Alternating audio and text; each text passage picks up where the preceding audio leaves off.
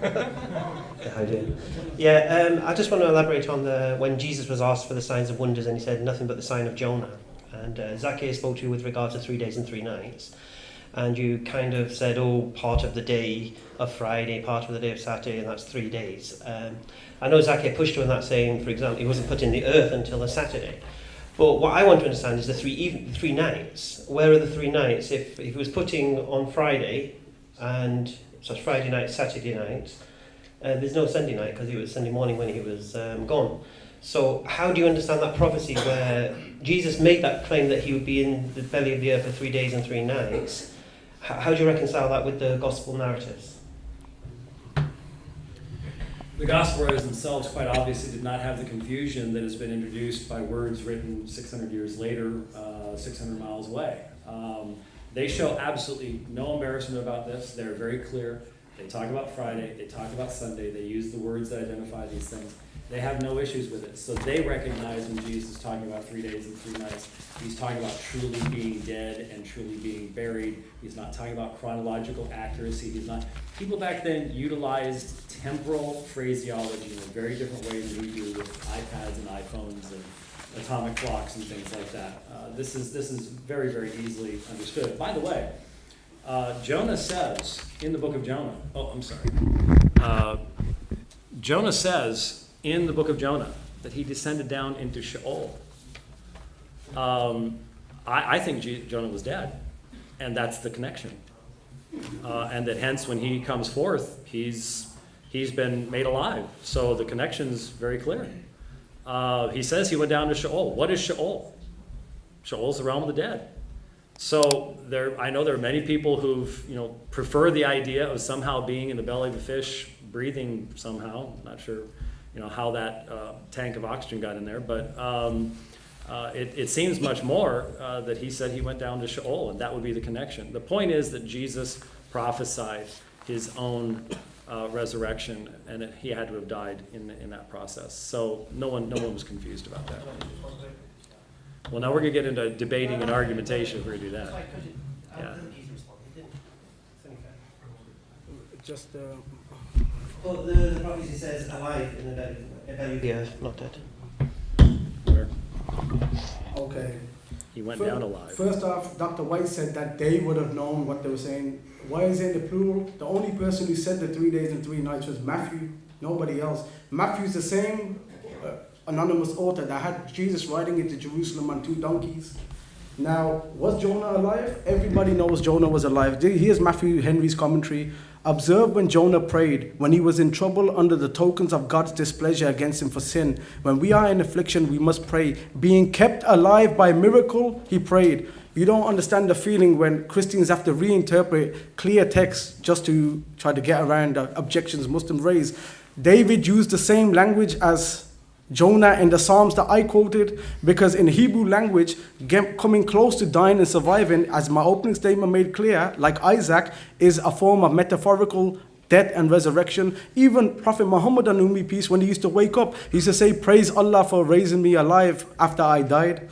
And the 3 days and 3 nights, Jesus was putting on what Jews call Saturday night, night of the Sabbath. So Saturday, Sunday, even if you take the full day, it's still 2 days. Clear-cut error. Now Christians have a choice. Either Jesus is a false prophet who died for your sins, or what the gospel writers are trying to put on the tongues of Jesus and is not always accurate. And regarding Psalms chapter 22, my question still remains, if this text read, they pierced my hands and feet, all these other proof texts that the New Testament quotes, and the clearest one, Matthew looked at this and said, this is the clearest text I got, but I don't feel like this is important enough for me to write in the New Testament to prove to Jews that Jesus must be crucified. That does not make sense at all. The only reason Matthew didn't quote this is because the text didn't exist in the form that the Christians forged it. It does not say pierced, as I proved.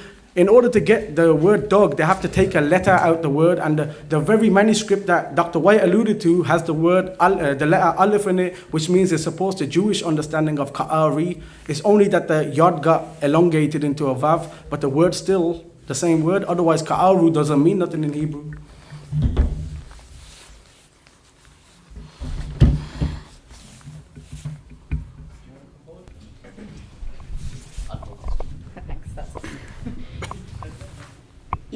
Thank you, James and Zakir. I was just wondering, Zakir, how we can reconcile the Mark 15 passage where it talks about Simon of Cyrene, because it says they forced a man coming from the country who was passing by to carry Jesus' cross, when it's talking about Simon. So presumably that means that the Roman soldiers, because that's who they're talking about when they're saying they, forced Simon to do this. So then they forced Simon to die.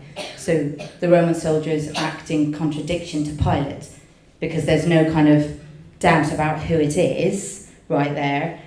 But in Surah 4:157, it seems that it is made to appear to them that it is Jesus who died. And so both things, it seems, cannot be true. And so, yeah, I was wondering how you reconcile those.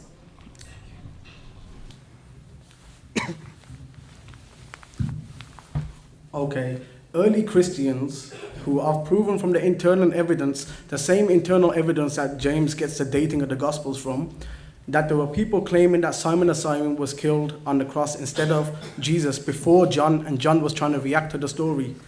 Now, regarding the Romans putting Simon on the cross, as Basilides said, and Basilides is not a Docetist, by the way, I'll quote scholars if Dr. White tries to say otherwise. He mentioned that Jesus' likeness went onto Simon of Cyrene, and Simon of Cyrene's likeness went onto him, and that's how the Romans got confused. And even church fathers such as Tertullian, they used to believe that one of the miracles of Jesus is that he could change form, and that they got that from the Gospels itself. On many occasions, the Jews picked up stones to stone Jesus. Do you think they were chasing him down the street, or miraculously God was protecting him with this miracle? Tertullian even believed Jesus changed form. Not only that, Surah 5, Ayah 110, God says to Jesus on the day of judgment, one of his favors to Jesus is that I withheld the hand of the children of Israel from you. Now, if anybody asks, it was the Romans who killed Jesus, not the Jews. According to the Gospels, the Jews are the one who forced Pilate to kill Jesus. So the Romans were the tools. According to the Gospels, the Jews were the one who done it. So the blame would be on them and their children, as Matthew claims. So the Quran is very, very clear. And when Dr. White says 40 Arabic words, which are backed up by the Psalms, as Sidney Griffith points out in his book, The Bible in Arabic, the Quran is a reminder. It assumes knowledge on the part of its audience, so the lay Christians may not understand, but the learned Christians in the 7th century who knew the history of the so-called heretics who, with the substitution theory, and knew the evidence in the gospel, they would know what the Quran's alluding to. That's why the Quran doesn't have to go into so much detail regarding the topic.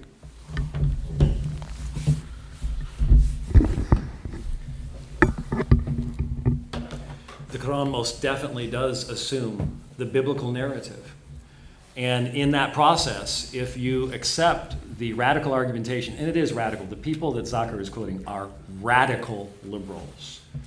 Mythicists, people believe Jesus didn't exist. Quoted somebody from the University of Pretoria just a few moments ago, part of the Jesus seminar. We're talking about, these are people who vote about what Jesus said by dropping marbles in bags, okay? This is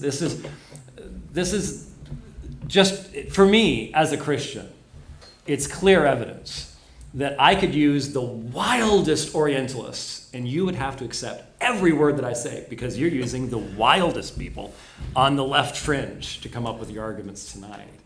And I hope that'll end someday. I'm looking forward to the day when the conversation we have about this will be with Muslims using believing sources that are consistent with their own defenses of the Quran, rather than using Dr. Price, who's a nice guy, but he's so far out there that even the citation of him would be like, think of the wildest critic of the Quran that I could possibly quote as far out there as possible. If I was basing all my stuff upon that, that'd be the same type of thing that we're dealing with here.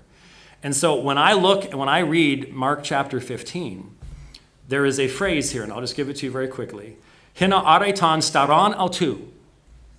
Now, I'm not going to ask if you read Greek, but when you read this text, tan staran altu, the only way, if you're reading carefully, is that this is Jesus's cross.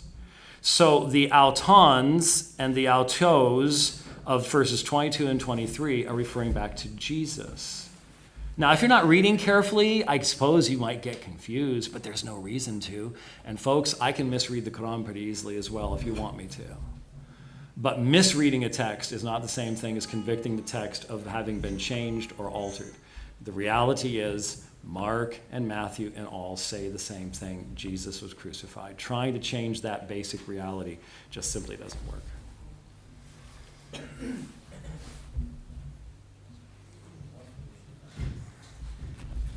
I even have the large print.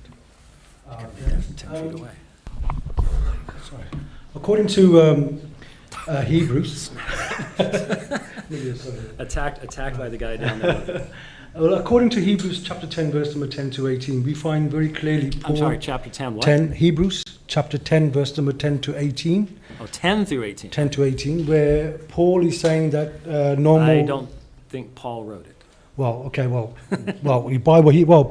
Hebrews is telling us anyway Right. that, if he didn't write it, who wrote it then?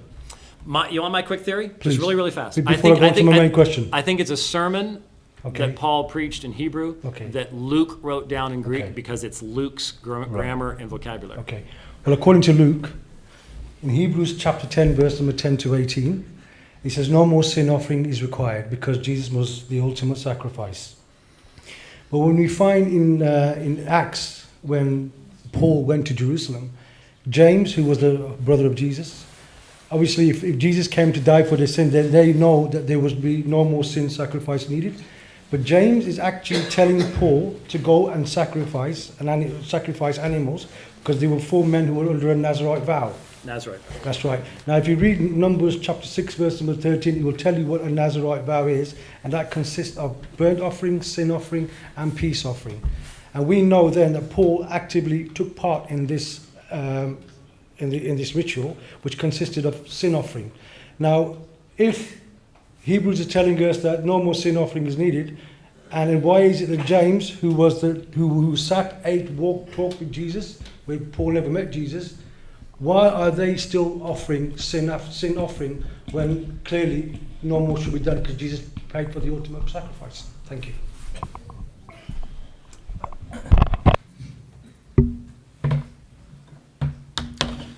The Nazarite vow is the issue here, and obviously in Jerusalem, the Jewish Christians, especially, we're told in the book of Acts, there were many who were former priests, continued to do many of the things that identified them as the Jewish people. They did not, the separation that took place between the synagogue and the church, while inevitable, has in many ways been tragic.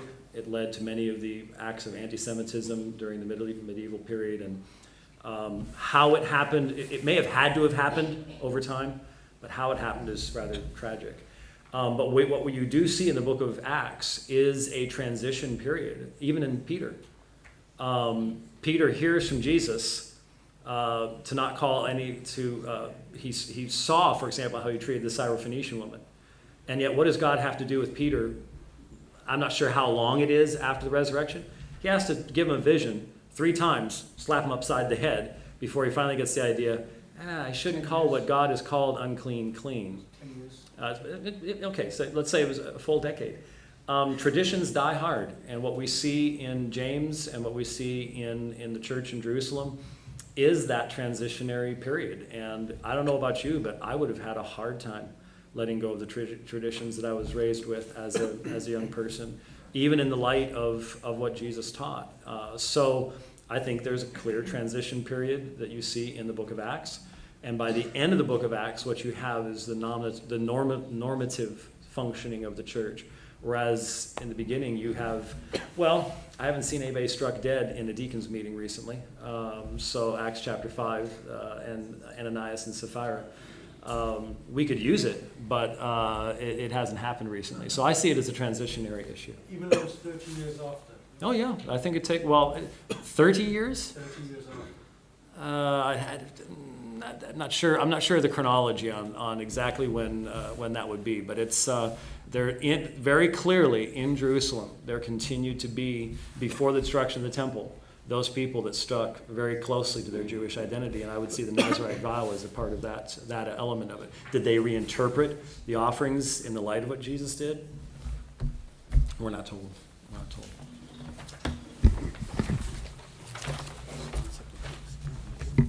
Oh, he's not going to miss a chance to talk a little faster.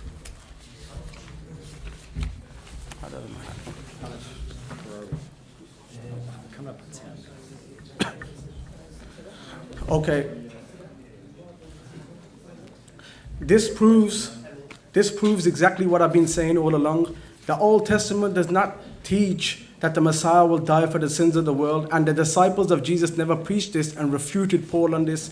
In fact, according to James Dunn, who quotes John Dominic Crossan, who Dr. James White himself quoted, John Dominic Crossan, he believed that James set up Paul in Jerusalem because they had found out that Paul was teaching this doctrine of the Torah being abrogated. So they made him, in front of everybody, demonstrate he still follows the law of Moses. But not only that, out of everything James and the Jerusalem disciples could have done to expose Paul, they made him do a sin offering, which abolishes everything Paul's been saying about the cross. Why would they still be sacrificing when Jesus is the sacrifice, the end all sacrifices?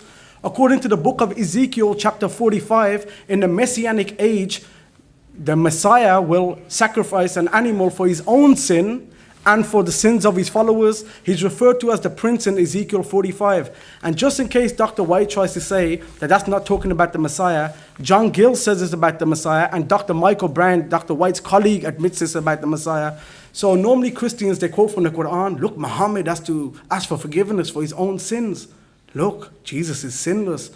But then we find in Mark chapter 1, Jesus is baptized for the forgiveness of sins, and Matthew omits it. And then in the Messianic age, he will still be doing animal sacrifices. How does that go with the cross? Regarding Paul's action in Acts 21, which proves what I said, that Paul says, to a Jew I act like a Jew, and to one not under the law, which means pagans, I act like one not under the law, I act like a pagan, which is why when the disciples said that Jesus died and resurrected in an Israelite sense, he turned it into a mystery religion sense. This is what the Interpreter's Bible says about Acts. Here the author of Acts makes Paul guilty of an act of insincerity to which he would never in reality have condescended. In reply, it must be said that if Acts gives a true picture, then we must admit a certain disingenuousness in Paul's conduct. It says further, thus it is not the performance of the rite in itself that causes difficulty, it was rather the fact that it was done with an ulterior motive to suggest something that was not strictly true. Could Paul do this without hypocrisy? Proves my opening statement. The disciples were Muslims who believed the Psalms, and Paul came and took what they said, distorted it into a Gentile pagan culture. And what does the Quran say in Surah 3, Ayah 78? It accuses the people of the book of distorting with their tongues and interpretations. Paul's a perfect example of this.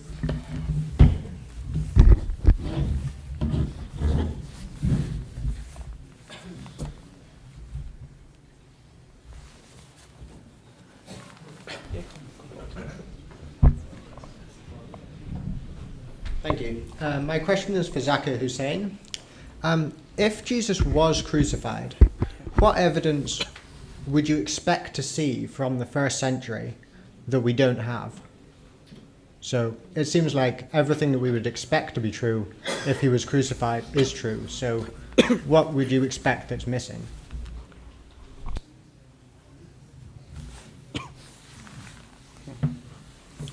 The first thing I want to clear up before I answer this question, that with all due respect, Dr. White's methodology is flawed, because he doesn't realize that him and Robert Price, for example, are two extremes. Robert Price finds the evidence for Jesus so flimsy that he denies the existence of Jesus, and he contradicts Islam, so why can't I quote him?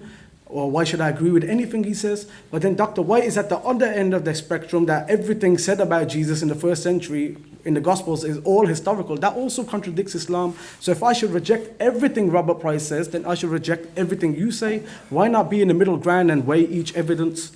Then regarding what I would need to believe Jesus was crucified, number one, the Psalms would have to make it clear, the Hebrew Bible would have to make it clear that the Messiah would die. The New Testament should have a consistent narrative, and there shouldn't be no early Christians denying the crucifixion. And of course, the Quran, which is the word of God, proven beyond doubt, should not deny it. Also, Dr. White says, but I can quote liberals and whoever and launch arguments against Islam. But with all due respect, Dr. White, the difference between us is if you do launch the arguments, it'll actually get refuted, unlike half the things I brought up tonight, with all due respect.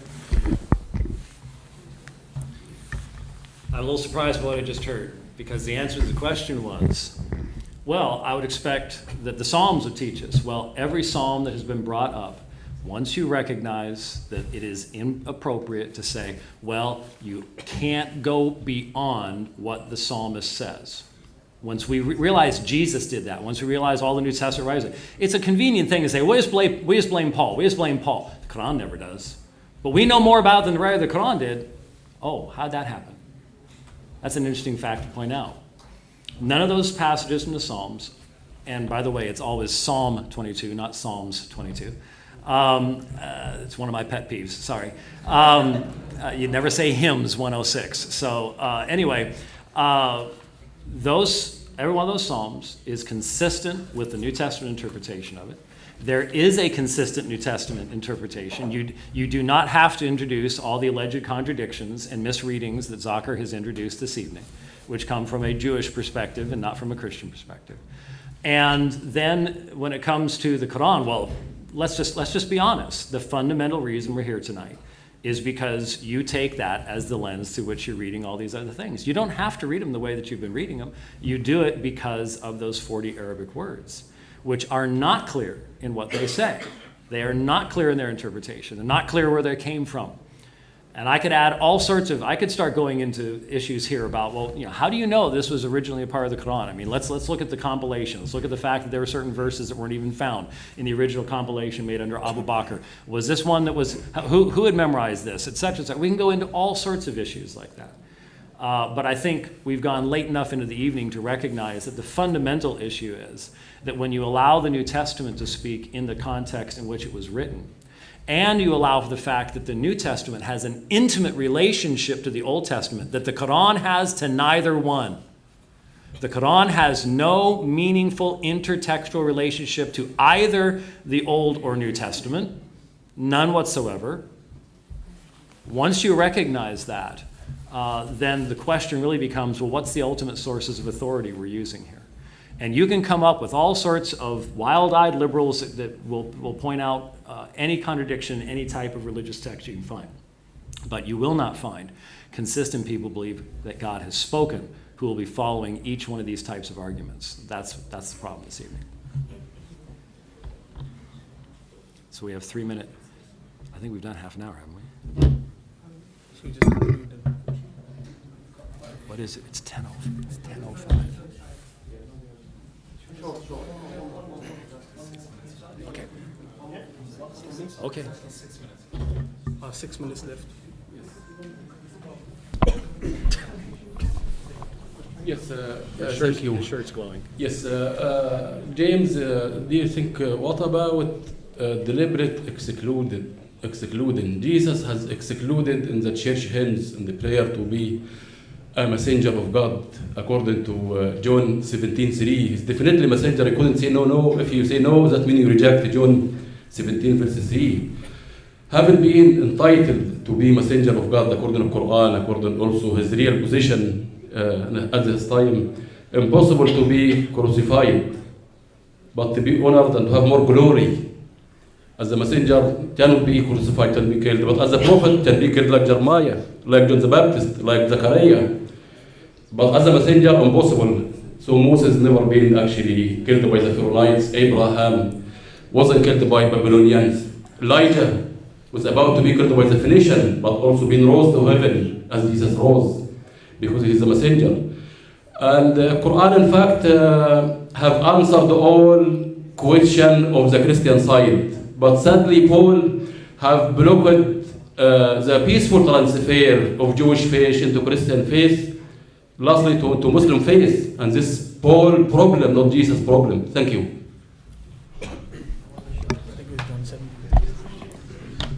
I'll be perfectly honest with you, I don't know what the question was. There was a lot of stuff there, so one thing that I heard was the common citation of John 17:3.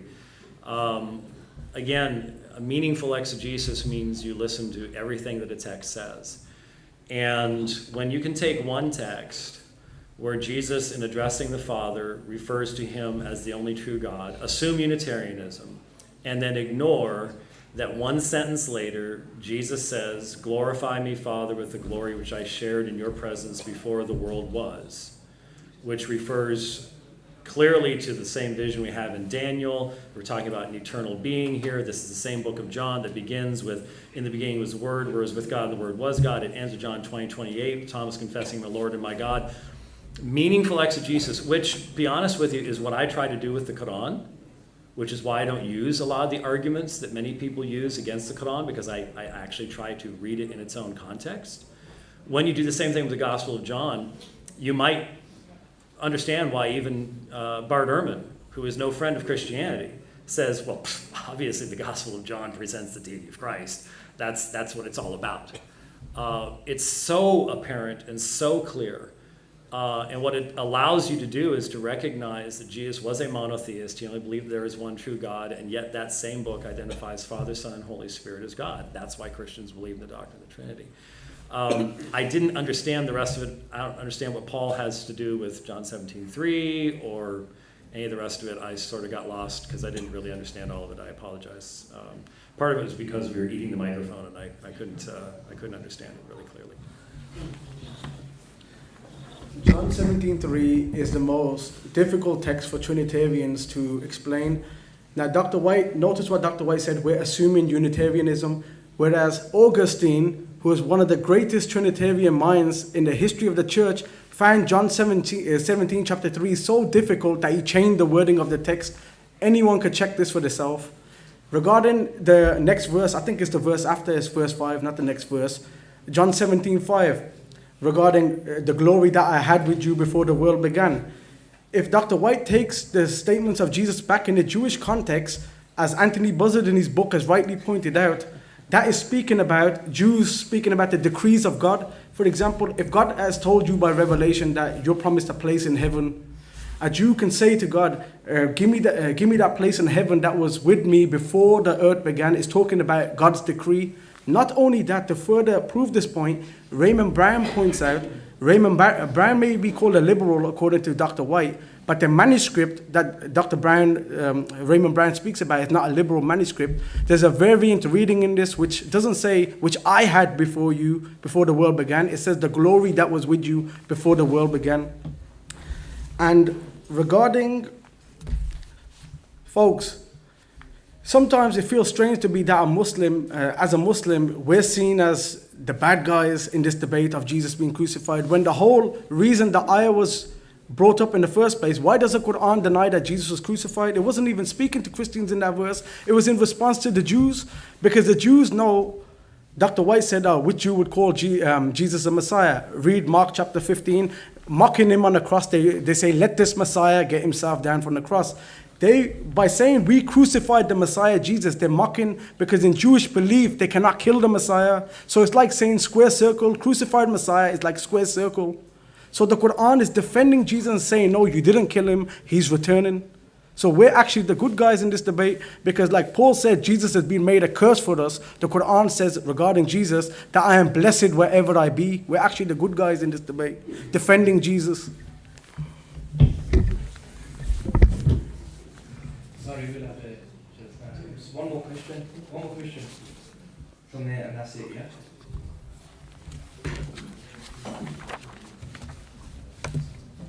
Okay, I had two questions, but I'll limit it to just the one.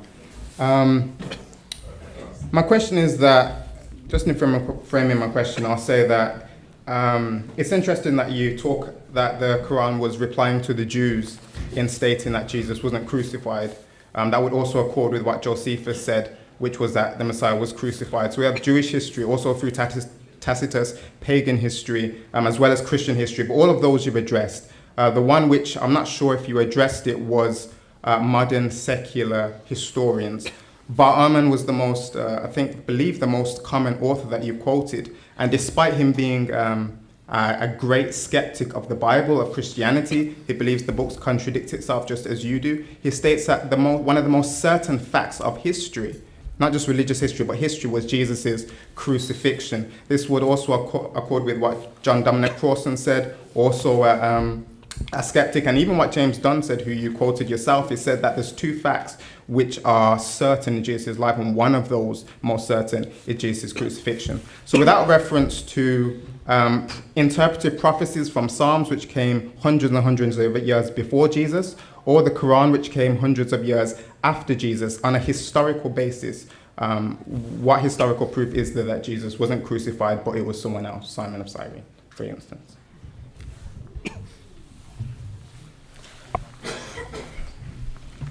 I gave the evidence from your Gospels, and I proved, even with the Raymond Brand quote, and from showing the difference between Mark and John, that John was reacting to Christians who believed Jesus' prayer was heard and that Simon of Cyrene was on the cross. So if you never grasped that point, you can watch the video again and you'll see me address it. I even addressed Bar Ehrman, and you mentioned James Dunn, so I'll mention what James Dunn mentions in his book, Remembering Jesus, I believe it's called off the top of my head. He speaks about the limitations of the historical critical method, and he himself mentions that they cannot, with that method, verify miracles. And if there's a choice between verifying a miracle or going with something that we can see naturalistically, they will always go with a naturalistic option. So if there's two choices, Jesus was saved by God or Jesus died, a historian cannot verify the miracle, which is why they will say that the crucifixion is a fact, but on the same premise that they will deny that Jesus died was saved from the cross through a miracle, is the same reason they would reject the resurrection, because Bar Ehrman even says they cannot verify miracles. So if you got the Psalms making it clear that the Messiah will be saved from dying, his prayer will be answered, and you got these historians saying that he died on the cross, and the Quran confirms that they did not kill him, then I'm going to take the Quran and the words of the prophets over these historians any other day. And also, with all due respect, Dr. White misrepresented Ehrman as well. Ehrman doesn't believe that John teaches that Jesus is Yahweh.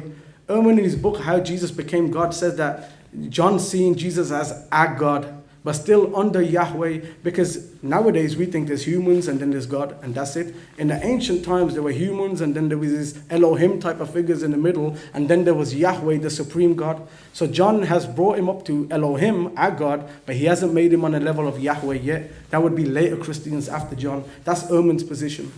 Thank you very much. No, it's not his position. I guess you don't keep up with his blog, but he has evolved greatly even since he wrote that book, and now admits that all the gospel writers viewed Jesus as a form of deity. The idea that he denies that Jesus identifies Yahweh. Just last week, someone said that they heard him say something he may be changing on that. I don't know. I hope so, because it's so obvious that all the New Testament writers did identify Jesus as Yahweh, including John. And that's a very important thing to keep in mind. Once again, what we've heard is a complete dependence on Zakir's part on ultra-liberal theology, on ultra-liberal conclusions. We haven't heard this evening a consistent Islamic argument. We've heard a good Jewish argument, or if you're a naturalistic materialist and an ultra-leftist, you can come up with your arguments. But as far as an actual interaction that would be consistent with the way that you would, if anyone here believes in the Miraj and Isra, you cannot believe what Zakir said this evening.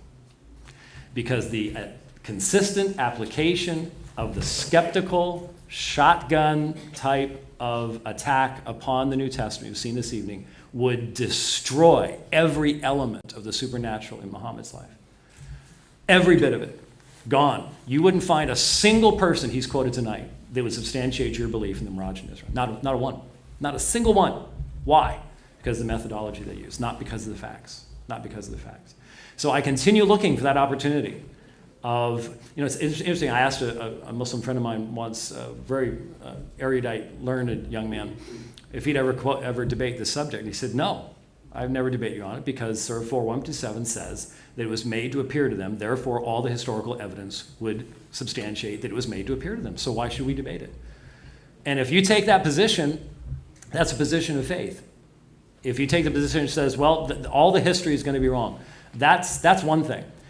To turn around and try to use battery acid on the text of the Bible to substantiate the text of the Quran at this one point, without recognizing that you've had to dip into a barrel that will destroy the Quran as well, is not a wise direction to go. Think about it. I think it's very, very important. Closing statements? 3 minutes, right? And then we let you out of here.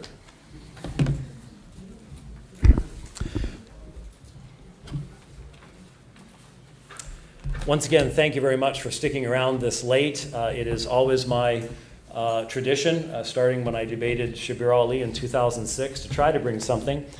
And I'm going to tell you something, Zakir. I'm going to be really glad to give this to you because I'm sick and tired trying to drag it upstairs because it's a big honking book, which means it's also a big expensive book. But this is a book called From Heaven He Came and Sought Her. It's on the subject of definite atonement. Not sure given all the reading you do, you might find it useful. Someday I may see you with dozens and dozens of photocopies from that you're thumbing through very quickly. There's things called computers, dude. They're really great. So, secondly, despite how sharp our encounter has been here this evening, I want you to understand that when I leave this place, I'm going to pray for this young man. And I hope he doesn't mind that. And I hope you don't mind that. We have disagreed. I disagree so much with Zakir's research methods and everything else. But I pray for him. And I want you to realize I pray for you because the reality is I experience the resurrected Christ each and every day. That doesn't make me right on the history. But I can tell you that what we believe goes back to the earliest sources. And I just want to ask you once again, what if all those prophecies, what if Isaiah 53 is about Jesus? What if a single manuscript here, we just heard about a single textual variant, I couldn't even find it in Nessie Holland. A single text, what if we actually do know what the New Testament text said, and what if it's all true? Did the writer of the Quran know what was in the New Testament? My answer to that is no, he did not. So think about it, consider that. And remember that Jesus Christ, I believe, has always been a perfect Savior to everyone who has ever turned to him in faith. Thank you very much for being here. Thank you for your attention. And thank you, Zakir, for being here this evening, even though I do not understand why the whole evening you've been wearing a jacket. Don't go. Thank you very much.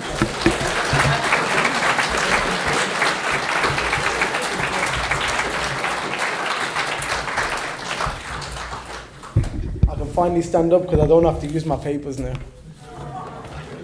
It wasn't my fault. We could have hooked this up to that. My whole approach was supposed to be with a PowerPoint, so I was like fighting one-handed, as they say. Anyway, Dr. White, I really appreciate you coming. A lot of people may not realize it sometimes in the heat of this WWF type of debate. It may look like we don't like each other, but I actually have a lot of respect for Dr. White, and I'm sure he knows that.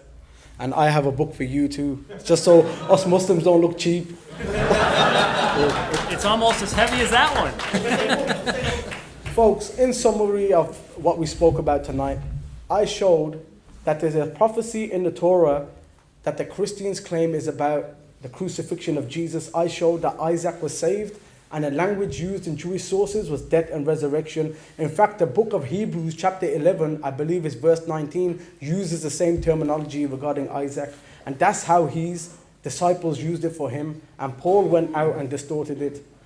I showed that before the Gospel of John, there were Christians with the substitution theory, and I gave all my sources. Now, what am I really here for? To disprove that Jesus died on the cross? Yes, that's one of the reasons, but that's secondary. The real reason I'm here is to call everybody to Tawheed. This is the ultimate thing that everybody must know, that God is one person who should be worshipped alone, and he alone has the perfect names and attributes, etc. This is the most important thing. So us Muslims are calling everybody to know that Jesus the Messiah was not a false Messiah. Prophets have died in the past. John the Baptist died. Muslims don't come up here and try to say, was John the Baptist beheaded? Do we do that? Why is it different for Jesus, folks? Because the Psalms make it clear the Messiah cannot die at the hands of his enemies. I did not do no Jewish method, no Australian method. I read what the Psalms said itself. And Dr. White didn't deny the Psalms said this once. Remember that. I showed how Jesus, according to the earliest sources, said it is impossible to die outside Jerusalem. And it's clear, according to Dr. White's own wording, that Jesus died outside Jerusalem. So every time a Christian says Jesus got crucified, you are confirming he is a false Messiah.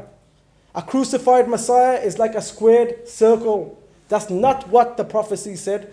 So Islam, which is the resurrection of Jewish Christianity, the Christianity of the disciples, as the New Jerome Biblical Commentary mentions in Matthew chapter 5, we're doing the same thing that the disciples did. The disciples called up Paul for what he was teaching, and they died out, and with the coming of Prophet Muhammad, on whom be peace, their religion resurrected, and we're doing the same thing. We are the followers of Jesus, like the Jewish Christians, and we're speaking to the other Christians who are the followers of Paul and doing the same thing that James did in Acts 21. Thank you very much, and I hope you enjoyed yourself.